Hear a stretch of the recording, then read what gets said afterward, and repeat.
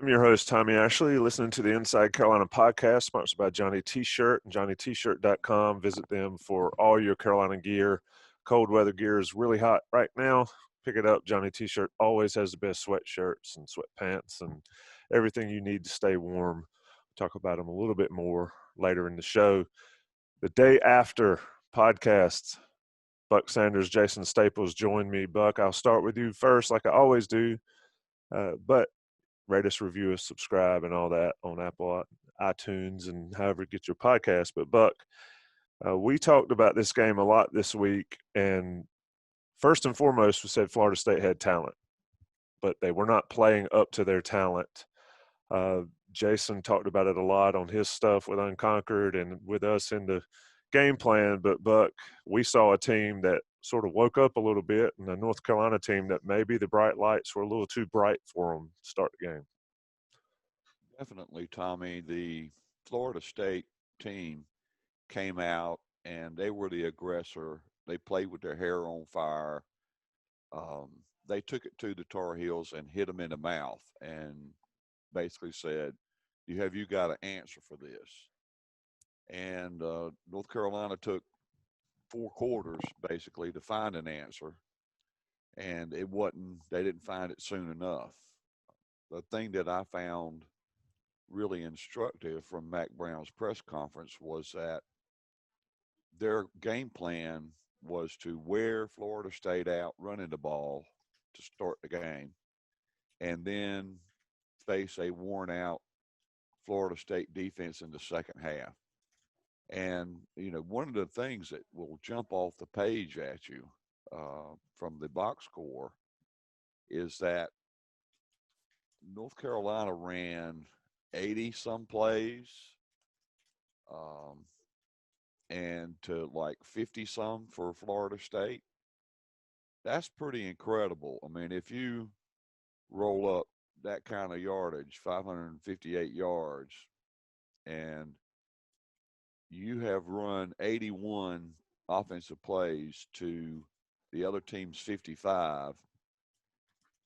Somebody just gave me those two facts. I would say, well, obviously that team won, but that wasn't the case. And for me, the two critical plays in the game were Howe's pick six to um, Florida State. We was trying to throw the ball to Javante, and the other one was not getting any points from Trey Morris's interception.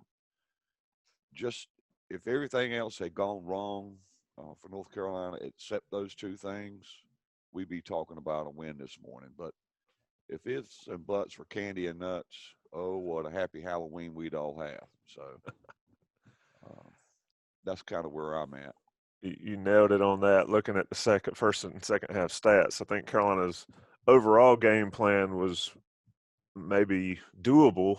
But Jason, Buck mentioned the pick six. I think the allowing the block punt early really got Florida State woken up and got it going. Even with just however many fans in the stands, it really changed the tenor of that game right out of the gate and gave Florida State some life early. And I think that was huge.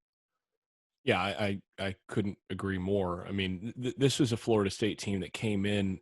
First of all, anybody who's watched this Florida State team, like Buck said, did not expect them to look like they did last night. That looked like watching a completely different team than what Florida State looked like pretty much the whole rest of the year. They looked pretty good at different points against Notre Dame at points, but not with any sort of consistency. I mean, defensively, it looked like they might have found a couple answers a little bit against Notre Dame in the second half, but it wasn't clear how much of that was just because Notre Dame had a nice lead and was sitting on the ball. And the thing is that team, that Florida State team, has been a team that hasn't had a whole lot go right for it, and it keeps stepping on itself and finding ways to lose games. And they very nearly did the same thing against Carolina late. But the last thing you wanted to do to this Florida State team is true for any team you play that has comparable talent and hasn't had a lot of success, is give them a reason to hope and a reason to believe early in a game. Carolina really, it was kind of the opposite of what happened against against Virginia Tech, in that Carolina came out against Virginia Tech and basically double tapped them to start. If Virginia Tech had hope in that game, that start basically showed, look, we're the better team. Good luck, guys. And that's what they really needed to do against Florida State, is just not to make a couple of key execution errors that gave Florida State hope, where Florida State, all of a sudden, you could see that team start to believe, like, hey, wait a second, we're every bit as good as this team. We can win this game. And they started playing with a confidence level that I haven't seen a team in Tallahassee play with in a long time. And that's when a team that has the talent to beat you becomes dangerous. And they let them, Carolina let them basically get that lead early on a couple of those key plays, and particularly that punt block. And all of a sudden, you're in for a war. It's the whole, and I think Buck's right. Florida State came in and hit them in the face. This is like a boxing match where Carolina came in a little tentative, and all of a sudden took a couple early shots and got rocked in that first round, and then was able to recover, and eventually, but just wasn't able to recover enough to score a knockout or win on points late. And Florida State basically came in as a team with nothing to lose, and they were going to throw some punches early, and they did. And you got to see how Carolina was going to respond to getting hit in the face a little bit. And they hadn't been, I mean, this Carolina team hadn't really been tested this year. And Florida State hit him in the face early, and you could see just a little bit with Howell in particular. There were some times where it was like, he's feeling it a little bit in this game in ways that he hasn't yet. And, you had to see how they would respond. And early on, first 2.5 quarters or so, they just didn't have the answers. And you could see the real positive of this game from the Carolina side is looking at how they did ultimately sort of, you could see them, again, it's the boxing analogy, you could see them sort of finally shake some stuff off and start landing punches of their own. And then it became a bit of a slugfest late. And that should be encouraging for Carolina fans, because that I think goes a long way toward learning how to win that kind of game. When you do get hit in the face early and learning, you know what, when you go back to the film, it's painful, but you get a couple catches late, penalty call that goes your way late. All of a sudden you come out of this game probably at worst in overtime and a chance to really win this game. Guys, that's how close we are to being a good team. That's my message if I'm Mac Brown. I know it hurts, but look, just keep chopping wood. When you go down like this, we were down 24 points to a good football team. Now, if we, the next time we get hit in the face, this is what you got to remember. And that's got to be the message if you're Mac Brown and the North Carolina coaching staff. I mean, that would be my message to my team. And I think there's a lot of positives there, even though, again, not the outcome that North Carolina wanted, not the outcome that certainly Mac Brown wanted. But again, a lot to build on for a North Carolina team that, again, everybody forgets was a 500 team last year. They're still learning how to win. They're still learning how to play against teams that can come in and hit them in the face that way. Indeed, yeah, Carolina, of course. We've talked a lot about learning how to win these games. The only issue that I have with that if that was Matt Brown's message, which it sounds like it was, is that Florida State hasn't been a good team. And it's tough to tell players, well, you came back against a really good team when Florida State's now 2-4 or 2-3 or whatever, and has struggled. I think they'll be better as the season goes, Florida State, but right now it's going to be a tough loss. Buck, one thing that getting behind, and it's almost like, if we're talking boxing, it's like Muhammad Ali would take all the beating early and then come back late, is especially on that last drive of the first half where Carolina cuts it down and then they give up that last drive to go down 31-7 at half. They put themselves in a position where they got to play perfect from there on out to win the game. I said that to my kids watching the game. Carolina's got to be perfect. And then it comes down to it, and they just couldn't be in the drops. That is probably the most disappointing thing to me from a player standpoint, is that, and we can talk about coaching, and we will in this podcast, but when you have to be perfect that puts an awful lot of pressure on kids, and they just couldn't make the plays at the end. Well, having to play perfect was a function of playing very imperfectly in the first half.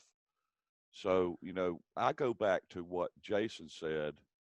I don't know if it was last week or the week before, is that if you're going to beat the teams that you're supposed to beat, what you need to have is some parity, at least, in the trenches.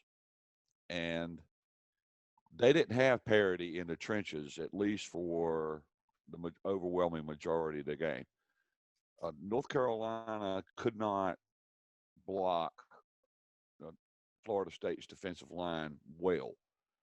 They did have some success, but Howell was sacked 4 times. Sometimes that was late when he was trying to make a play, but he had pressure constantly in his face.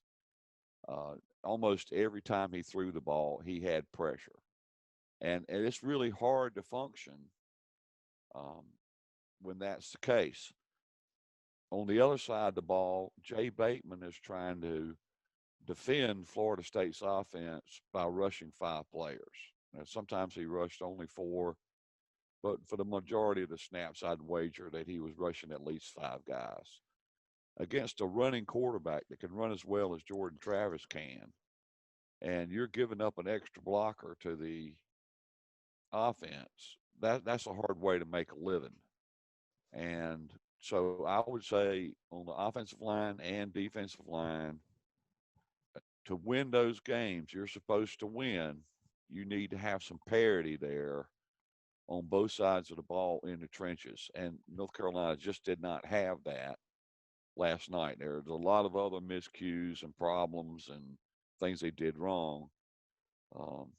Like I said in my article this morning, you could stand in the middle of a circle surrounded by coaches and players from UNC, point a finger in any direction, and you'll point to somebody that didn't play as well as they needed to or didn't coach as well as they needed to last night. So there's plenty of blame to go around. But where you have to point, I think, is disparity in the trenches in this particular game. Now, whether that's something that can be corrected or will be something that is, an ongoing process, which is, I suspect, it's the latter. I think that's how the game turned the way it did last night. And I want to build on that real quick because I actually think the offensive line played. So I've seen a lot of people saying, "Oh, the offensive line just didn't match up well against Florida State's front," and I don't think that that's the case exactly. I think what you saw last night was the offensive line not absolutely dominating the defensive front. And there's a difference between – so the first 3 games, North Carolina's offensive line dominated the 3 teams that they played, particularly in the running game. And there were some leaks here and there, early against Syracuse, a little bit early against Boston College. But by and large, North Carolina up front did what they wanted in the first 3 games. What we saw against Florida State last night was North Carolina's offensive line basically getting a stalemate. They won matches, they won matchups, they won plays, and then there were plays where they lost. And actually, I think in terms of pressure, what Sam Howell faced yesterday is what a quarterback with a good offensive line is going to face against any team with a good defensive line. Now, he's not used to having that much pressure because he's generally had more time than a quarterback is liable to accept or liable to expect in those contexts. And he has to learn again, and this has been an issue with him for the first year and 4 games now, is learning how to perform under pressure when it's not a blitz and to handle things under pressure. I thought he actually did pretty well last night once he realized that he couldn't just lean on his usual security blankets of Brown and Daz Newsome. Once he figured that out, and once they figured that out as an offense, that was the key. But I thought the offensive line was by and large pretty good. Now, you can point to a few key plays where they got their butts kicked. That 4th and 1 sticks out above all. And that's the first time that Florida State all year has played physical football like that in a short yardage situation and won. And that's one where Carolina coming in felt like they could come in and bully Florida State in those 4th and 1s, and they should have been able to bully Florida State in those 4th and 1s.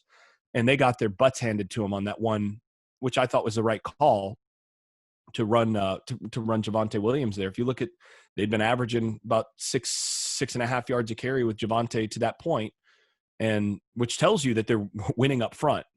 And then you give the guy a chance and hand it off on 4th and 1. You expect to get something, and that happens to be one time where they bowed up. And it's losing situations like that really matter.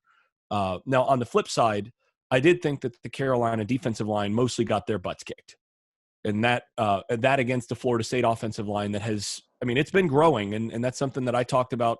And I was on so many different podcasts this last week. It's hard for me to remember what I said where, but that's something that I did talk about last week. Is the Florida State offensive line has been much maligned, and everybody's talked about that as as the big weakness for Florida State. That's not been the case really the last few weeks for Florida State. They found something up front that really they've been able to compete. They competed pretty well with Notre Dame's front 2 weeks ago on the offensive line. And in this case, I thought it was obvious that they kind of exposed Carolina's personnel gap up front. And that was the concern coming into the season for North Carolina, was a lack of depth and really quality top level talent on the defensive line. And I think that's what stood out most of all in terms of talent gap and just where they need to be able to win these kind of games consistently. Last night, I mean, that there were times where you could tell Florida State had basically isolated a couple of the undersized guys up front, and they were just going to run at that guy because they felt like that guy couldn't hold up at the point of attack. And you'd look, and he'd be 2-3 yards downfield. And again, that's not great considering Florida State's offensive line is by no means an elite offensive line. But that's really, I thought they did get their butts kicked on for the most part on the defensive front, and you know that's something you can't have and be a consistently you can't be a top 5, top 10 team if you're getting your butt handed to you on the defensive line consistently. They're going to have to find answers there. And you could see that Bateman was concerned about that coming in just by the way that he schemed it. And they found some answers in the second half. There was a really good job of adjustments up by the defensive staff, but they were struggling up front, and that really hurt them. Yeah, I mean, Carolina's still a year, maybe 2 away from being able to dominate in the trenches, like you said, especially on the defensive line. You could see the difference in level of talent on each side of the ball, especially the defensive lines. Florida State's guys had it, weren't playing like it. Carolina's doesn't have as much, have been playing a little better. And the one thing that concerns me still watching is the missed tackles in the gaps. So, they get an opportunity. And quite frankly, Chaz Surratt had several opportunities to make tackles near the line of scrimmage and whiffed one way or another. So those are things Carolina's got to clean up. More and more teams get tape on this defense, and we're going to see more things. That I'll tell you what was, and I'm going to go to break here, but somebody posted, maybe Brian Ives posted, the last 2 halves of football for Carolina, from the Virginia Tech half to the second half to the Florida State first half. If y'all hadn't seen that tweet, wow. I mean, it's like 70 points and something ridiculous. So there's a lot of exposing going around. But still, there's some things Carolina could have done differently and made some tackles that could have helped out the cause there. Let me take a short break, talk about Johnny T-Shirt, johnnytshirt.com, sponsors of Inside Carolina, sponsors or friends of Inside Carolina as well, and certainly friends of Inside Carolina Premium subscribers. You get 10% off your orders if you order online or go see them in person. You can visit them. If you're in town for the NC State game, go buy Johnny T-shirt, say hello, do your shopping there, get your Christmas shopping done.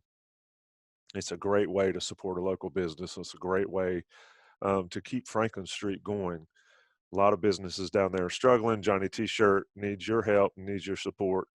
And, of course, if you can't get there, you can do it online. Visit them. They're unbelievable online. They have everything you could possibly want, jerseys, tailgating supplies, stuff. You know, we got dishes all in the house that come from Johnny T-shirt that we serve meals on. I mean, great way to outfit your house, yourself, your family, your car, anything. Johnny T-shirt. Masks. Mask, absolutely. Mask 100%. If you're going to Raleigh, or excuse me, if you're going to see UNC Raleigh play in Chapel Hill on Saturday, you got to have one. No better place to get it than Johnny T-shirt. Take another break. Let the big guys pay the bills. We'll be right back. Game plan, or excuse me, the day after podcast. Buck Sanders, Jason Staples, and Tommy Ashley. We'll be right back. All right, we're back. Second half of the day after podcast. I'm your host, Tommy Ashley. Buck Sanders joined me. Jason Staples has joined me. Buck, I'm going to come to you. We talked about it a little bit off the air, and I want Jason's thoughts too. The entire week leading up to this game, we've heard about Florida State's strengths and weaknesses on defense. The secondary was a strength. It was specifically one player. The defensive line could be, but they hadn't played that way. But universally, the linebackers for Florida State were seen as a terrible weakness. But if I'm on terrible, and Buck, if there's one thing, I'm not a huge bash the OC guy. I think it's ridiculous. It all works out in the end. But Carolina just did not attack them enough. And when they did, they had great success with either Javonte or Garrett Walston. My question to you, Buck, is how does that happen? You muted, Buck.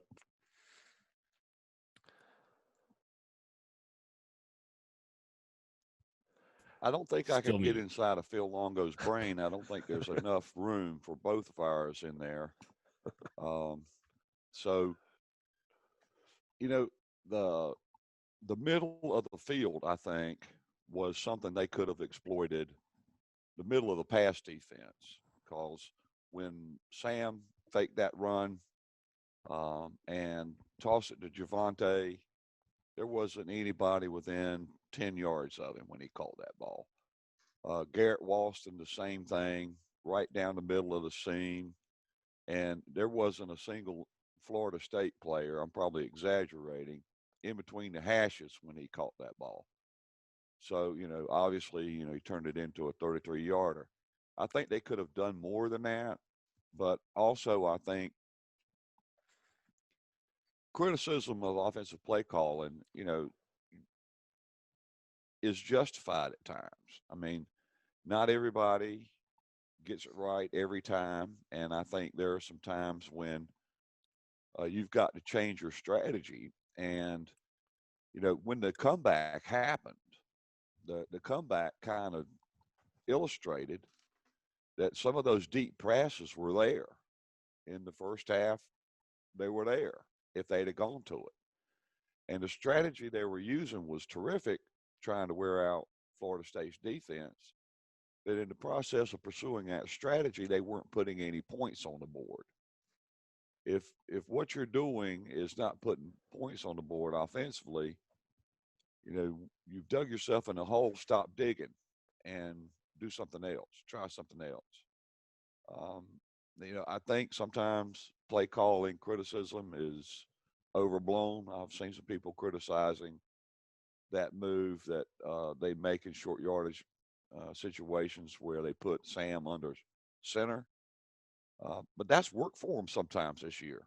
I mean, they've had some success with that play. So,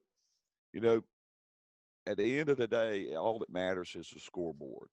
And if what you're doing isn't putting points on the board, time to reconsider what you're doing. Absolutely. Jason, let's talk about this a little bit. And the only reason I'm doing it is because it's a big thing on the Inside Carolina message boards, and I think it deserves discussion. I'm all for teams exerting their will on another team. As Roy Williams says in basketball, we're going to do what we want to do. We're not going to do what you let us do. We're going to do what we want to do. Alabama can do what they want to do. Clemson can do what they want to do. Carolina's not there yet, and that's what concerned me watching this game is, and it feel like we've had this discussion before, to be honest with you. Phil Longo and staff said, we're going to do this. This is what we are going to do in this game, and we're going to win this game. Well, Carolina's not good enough for that, Jason. And I think another play that really highlighted doing what we want to do is going after Samuel on that fade in the end zone. Oh, I mean, it's I watched that and I was like, why? yeah. I mean, even my youngest, who I love, but he's not a huge football guy. He's like, why are they throwing at that guy? He's all over him. So my question is, Jason, what is it? What are you trying to accomplish as an offensive coordinator when clearly there are open gaps that you can exploit, yet you choose not to? That's got to be an interesting discussion in the coaches' meeting today. Oh, I can tell you that there's going to be some interesting discussions in the coaches' meeting today. You saw some of Mac Brown's frustration a couple times on the sideline where he was not a happy camper. And I can, I'm not, again, as Buck said, I'm not into blaming coaches and coordinators for the way that they call games by and large. Any game has a play that you can nitpick here and there. And frankly, when you look at the fade call attacking Samuel, some of that's at least on Howell, because I need to go back and watch it again. And I'm not sure the angle actually allows it because of the ridiculous way that they shoot these games so tight. But I'm pretty sure that he had Bo Corrales on the other side running the same route. And in that situation, if I'm the quarterback and I see that matchup, those two matchups, I like De'Ami Brown. I think he's a heck of a player, but I'm not going at the De'Ami Brown versus Asante Samuel matchup. I mean, we talked about that in the live show. When are you going to attack Asante Samuel? Don't attack him on anything that's not a deep shot down the field where you got a chance to maybe run away from him, because he's going to be all over you otherwise. And that was great coverage. So you don't go there. But what you can do is go over here where their second corner's not been that great, and you got a guy that is a jump ball specialist. Go to him if you're going to throw the fade. So some of that I think is on Sam. But I think just the fade call there against a team that, as you pointed out, has had trouble stopping the run all year. They didn't stop the run all that much in this game, especially with Javonte Williams on the field.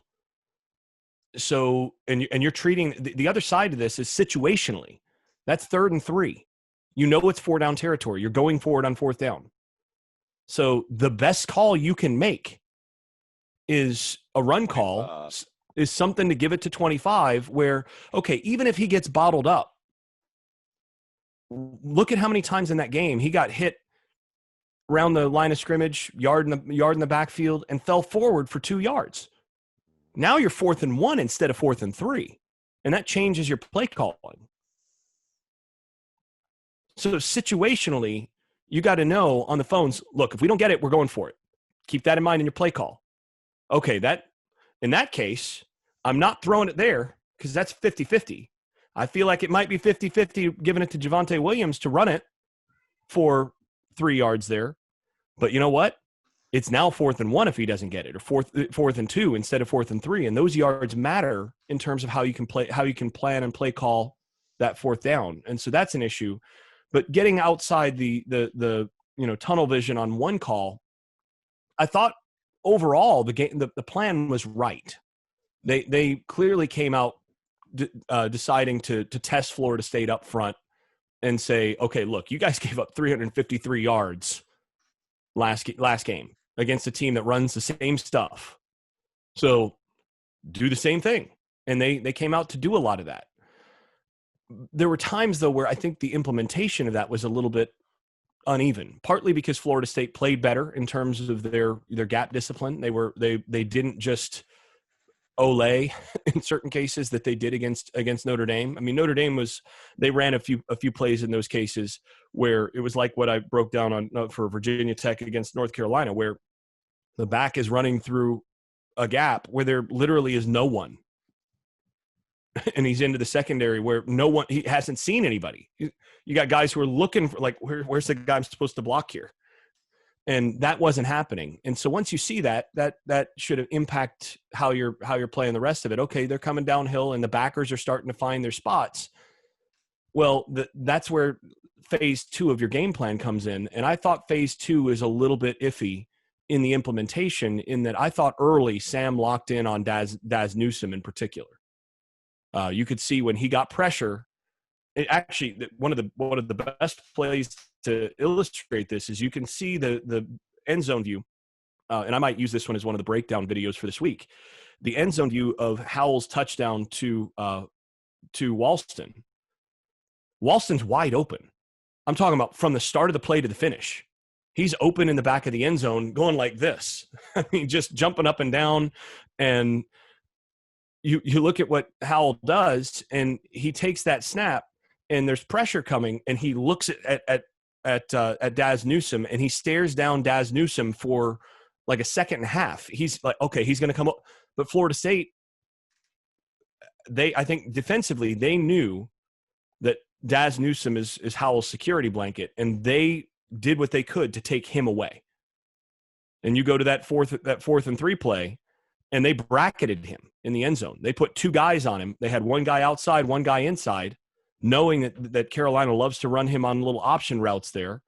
And Howell still stared him down and tried to throw it. That's the one that hit the goalpost. And you go, why are you still going there? He's double teamed. So Florida State knew by tendency, and this is not just a coordinator tendency, this is a quarterback tendency. They knew he liked to lock in on Daz Newsome underneath, and they took him away. And then the next thing you need to do is go, okay, they're taking that guy away. I know I like to throw to him, and I know he's my most reliable guy.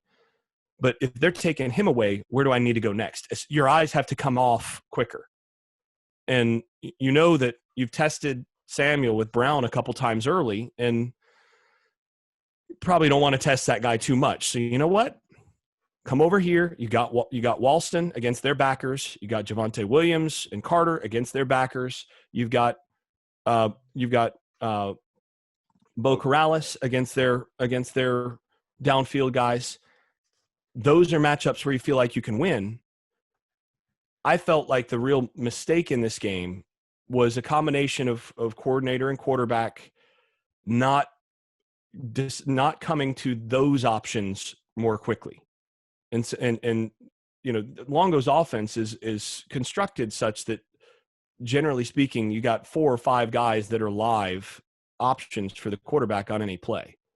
And I felt like there are times where Howell was expecting stuff that he didn't see and didn't shift his read to the next guy quickly enough, and didn't come off of what he wanted or what he expected pre-snap to the proper place to take advantage of some things there. And I thought some of the times when they max protected and kept the tight end in, because that's something that Florida State, I think, did a good job of defensively, is they brought pressure that basically required Carolina to protect a little bit more. And if you have to keep the H-back in to protect, then that means you can't hurt they can't hurt your backers with the H-back. So there's a little bit of a chess game there. So one of the things that then you have to do is maybe, okay, we're going to roll the dice and not protect against that guy coming with the H-back. We're going to let him go because we think we can get a one-on-one there. That's what I'm thinking as a coordinator. You know what? Instead of going max protect to try to hit them downfield here, I'm going to release that H-back because they can't cover that guy. And they did some of that in the second half. That's when they had, I think, their most success. And I think that's something they could have gone to a little bit earlier. Again, knowing Florida State's weaknesses, that they should have been focusing on anything but Samuel's side and trying to put pressure on those backers. Anything actually, really, but the Newsome and Samuel, the Newsome and anybody who Samuels was on, which was mostly Brown most of the game. And again, this is a quarterback who's not used to playing against teams that have the athletes to take away his favorite guys. And there were times where if you looked at the overhead view, there just was not a guy that was wide open. And so at that point, you've got to play a little differently. And again, Carolina has to make that adjustment, and this will be a learning process. You go back and you look at that film as a staff, you look at that film with your quarterback, and you learn from it and move forward. Yeah, I mean, and Carolina put up 558 yards total offense, Howell 374, 3-1. So, I mean, it's not like they were bad, but I do think it's fair to dig into that a little bit more than as we've done to see where they could have been better. The old Yeah, saying is, it wasn't bad. They just lost key situations. yeah, And that's the thing. You know, you look at, they move the ball up and down the field, but you lose on that 4th and 1. You blow a chance on that fade route in the red zone. Just a little bit of a miss here and there. And Florida State won key situations that led to stops. And I think a few of those key situations were just they weren't well handled by North Carolina. And Florida State won those matchups. And that's where, again, you learn. And you have to win those situations moving forward. yeah, and you can't press reset like you can on Madden or NCAA football. So Carolina loses down in Florida State, 31-28. Jason had it right with the 31 points for Florida State. I thought that was a bit lofty. Of course, a block punt, the pick six helps that. Carolina's 3-1. 2 block punts. Yes, 2 block punts. Wow, that's another whole show we could talk about. And Urban Meyer has a stat that he likes to run around. He's spoken about for years. He says a team that blocks a punt wins a game 93% of the time. Yeah, and Carolina's got to figure out that. I'd love to have a discussion about the shield coverage on the punts. The shield coverage was schematically fine. I went back and I looked at it. You had one guy on the edge that missed, that didn't actually. The way that you coach this is that everybody has the gap inside him. He's supposed to take that guy. He never got a piece of him. The shield's not responsible for that guy. That's a guy on the edge. I'm going to break that down this week in the film study. That was actually schemed okay. It was just very poorly executed. I'd like to see that one because I just don't like the idea of letting somebody as big as 21 run free and blow up the shield and be able to get a mid on it. Buck, let's look ahead a little bit. Carolina plays State this weekend, noon in Kenan Stadium on Saturday. Coming off a loss, NC State came off a win against Duke, but appears to have lost their quarterback. I guess we'll hear about that. This is the game that maybe people were pointing to. Maybe Florida State didn't get as much attention, perhaps. Who knows? But NC State in Kenan, how do you think Carolina reacts to the first loss of the season? It'll be curious to find out. I mean, these things can go different ways. Florida State was 1-3, looking at 1-4 in the face. You know, it's a pandemic year, and the players are probably sitting around saying, why aren't we out partying and not worrying about this COVID mess because we stink anyway? So I don't think that's going to happen. That part's going to happen in North Carolina, but you got to imagine that part of their psyche took a hit. I think they were feeling a little bit invulnerable there through 3 games. And I think, quite frankly, that's kind of the reason they came out in the first half and played Florida State the way they did. They just thought, hey, Notre Dame ran 350 on them last week. We ran almost 400 on Virginia Tech. We may not have to put the ball in the air today. We're just going to, run, score touchdowns and kick off and do it again. So that part of the balloon has popped. And so they're going to have to look at things a little differently, I think. And it'll be interesting to see how the team comes out. I think the team has pretty good leadership with Sam Howell and Chaz Surratt. I don't think they'll get quite as down on themselves if they didn't have that kind of leadership. But it remains to be seen. It's an open question. We won't find out until next Saturday. And by the way, Duke blocked a punt and lost, Jason. So they're part of that 7% that Urban Meyer talks about that never wins. But yeah, well, you can looking at this year. Saying, State blocked one too, though. They both blocked one. But I'm just going to say what I was going to say is, well, looking at this year, you could have things going badly, but you'd still rather not be Duke. So yeah. Well, I actually thought Duke had a chance against NC State, and they were up 10-0. Yeah, they did briefly, but then they did Duke things. So State comes in rolling. Carolina comes in with a loss. It should be interesting in Kenan Stadium on Saturday. We'll talk about it aplenty this week as rivalry week. folks listening to this, tell me what happened the last time State and NC State and North Carolina played in October. That's the trivia question. Go ahead, Buck. I did Geo, want wasn't to it? mention Yep. before this Gave show's the over answer. with. Just wanted to mention before this show's over with that in terms of preseason predictions, I'm 4-0. Everybody else has at least one miscue. So I know Greg Barnes gets credit for picking FSU in the preseason. I just want to go on record saying that I did too. So, I mean, That's humble why you're El brag. Jefe. Yeah, Presidente. I think I'm not doing good this year.